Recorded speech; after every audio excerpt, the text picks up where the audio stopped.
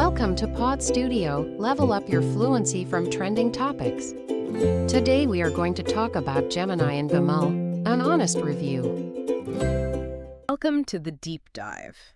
Ever dream of an inbox that just gets you?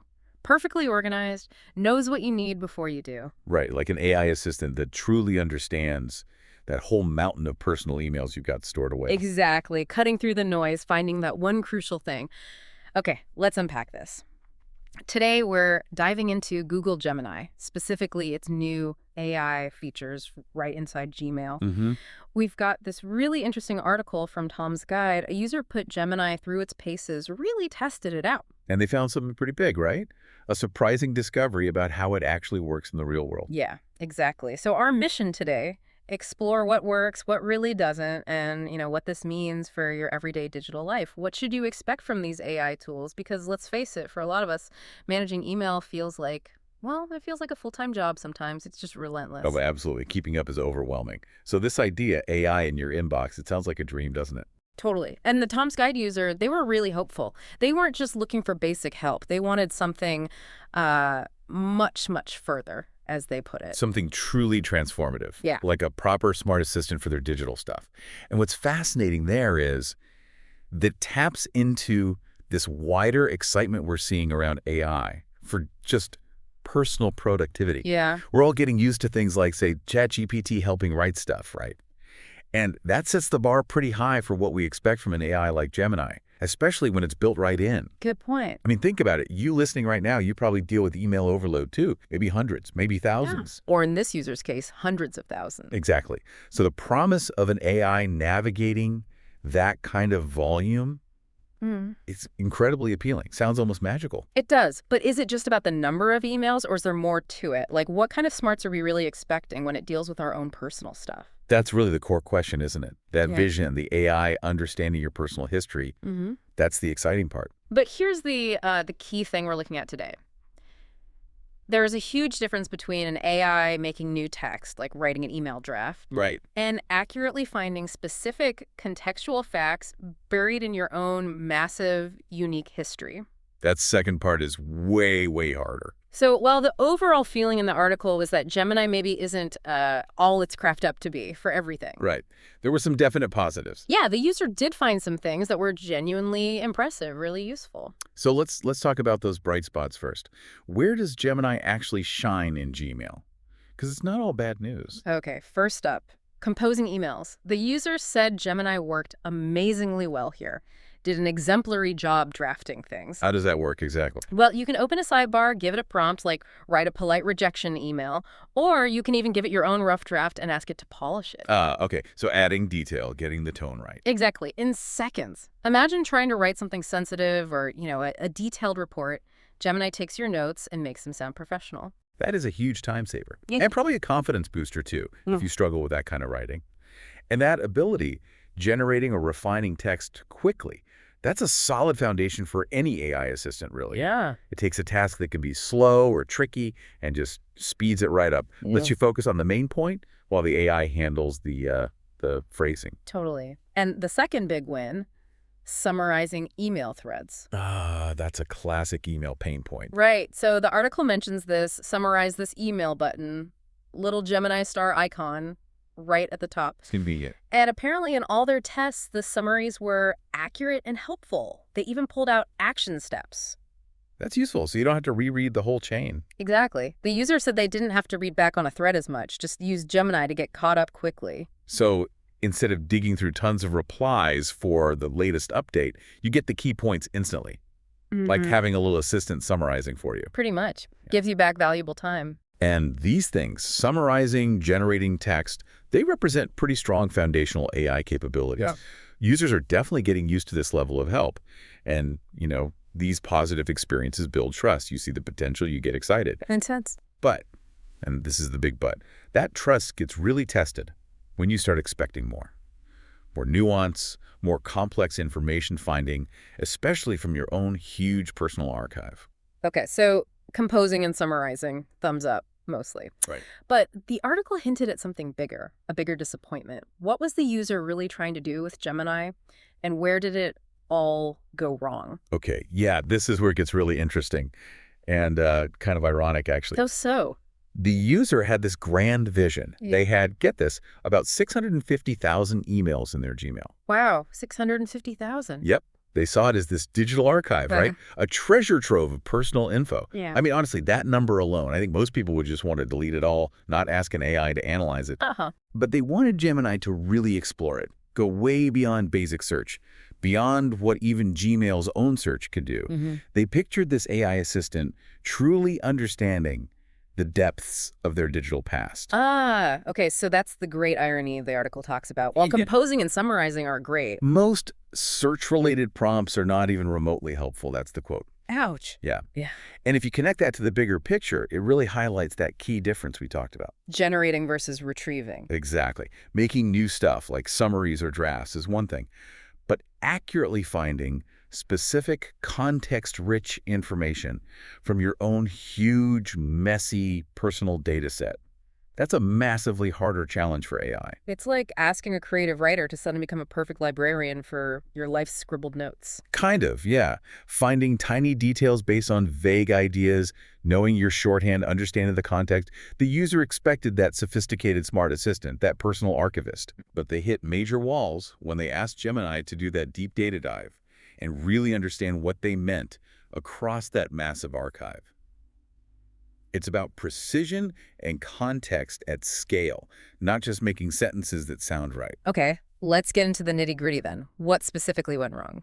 The examples really show the problem. They do. Like finding frequent contacts, the user asked Gemini, find out who emailed me the most in one particular month, specifically in May or this year. Seems like a reasonable request. You'd think, but the results were not correct. It listed just 2 people the user had barely interacted with. Wait, really? How did it get that so wrong? It seems like Gemini only found the most recent interactions, maybe, not a full look back over the period they asked for. Wow. Okay, that's a fundamental miss, isn't it? If you ask for most this year, you expect the whole year, not just last week. Right. It really shows that gap between how we understand language and time and how the AI is currently processing it. It needs to grasp that historical context, not just keywords. That's a much higher bar. Okay, another one.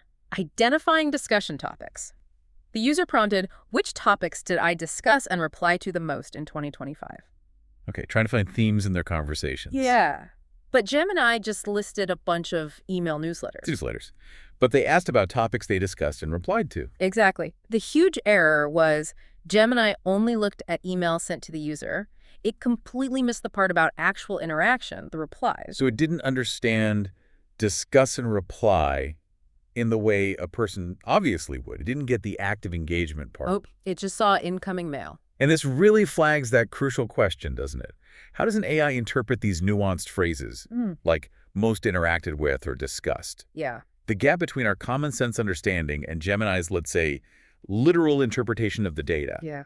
That's a core challenge for AI development right now. It needs to tell spam from real conversations, understand interaction beyond just receiving an email. Precisely. Yeah. And pull accurate historical data based on that understanding. Think about it. Traditional search finds keywords like may or attachment really well. Sure. But we're asking AI to go beyond keywords, to understand the meaning, the intent behind interacted with most within your unique, messy history. Right. That's the leap from just scanning words to actually understanding context and relationships across, 650,000 emails. It's moving from data parsing to real semantic understanding. And AI is still learning that part. Okay, and one more example. This one sounds particularly frustrating. Mass emailing for an out of office. Okay. The user wanted Gemini to write an email to the people I interact with the most, saying they'd be out June 5th and 6th. And importantly, put them all in BCC. Okay, sensible use case. Yeah. Protects privacy. But again, Gemini just found people who emailed the user the most. It failed again to identify the actual most interacted with contacts. So the same problem as before. It didn't get the interaction part right. Exactly. The article says the email draft itself was helpful, but Gemini didn't do the heavy lifting of picking the right people for that crucial BCC list. Which kind of defeats the purpose of using an AI assistant for productivity, right? If you have to go back and manually check and fix the recipient list anyway. Totally. It actually creates more work, potentially, and risk if you miss something. Yeah. The expectation is the AI handles the smart part, not just the typing. Okay, so communication searches were a big problem area. What about inbox cleanup? Gemini was supposed to help there too. Right, that was another promised feature. But the review said this was mostly a miss, described it as hit or miss, Yeah. working only about 25% of the time. Oof, not great odds. What went wrong there? Well, example, they asked it to look for old emails with large attachment. Okay, standard cleanup task. Find those big space-hogging emails from years ago. But Gemini showed every email with an attachment, big or small. And worse, they were all from the current month, not old emails at all. So it missed large and it missed old. Pretty much, it felt like it just heard attachment and stopped thinking. Wow. That suggests it's maybe defaulting to recency or just grabbing the simplest keyword match, ignoring the important details. It's like it heard email with attachment and just ran with the easy answer. Seems like it. And even worse, when asked directly, show me the emails with the largest attachments, What happened? Gemini just responded, I can't help with that. Seriously. Just gave up. Yep. A flat refusal for a pretty direct common request for managing storage. Yes, helpful at all. Now, interestingly, there was one success. The prompt, show me all emails with an attachment from May 2024, did work. Allowed for quick deletion. So it can sometimes handle dates and attachments together, but not size or age reliably. Apparently, the inconsistency is really stark, and the user made a great point. You can already do this stuff pretty well with Gmail's own search filters. Right, using those search operators like larger.5m or before.date. Exactly. Typing something like larger.5m after .20240524 4.0250525 gives you precise control over finding big files in a specific time frame.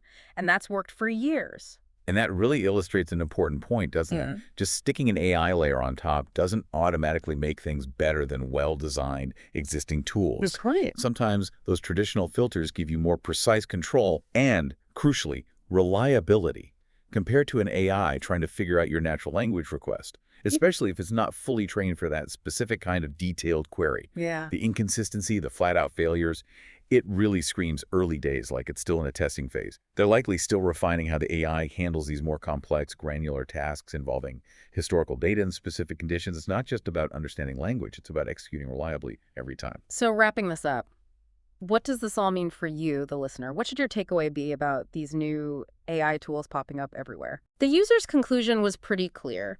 Gemini in Gmail feels like it's fundamentally in more of a testing phase.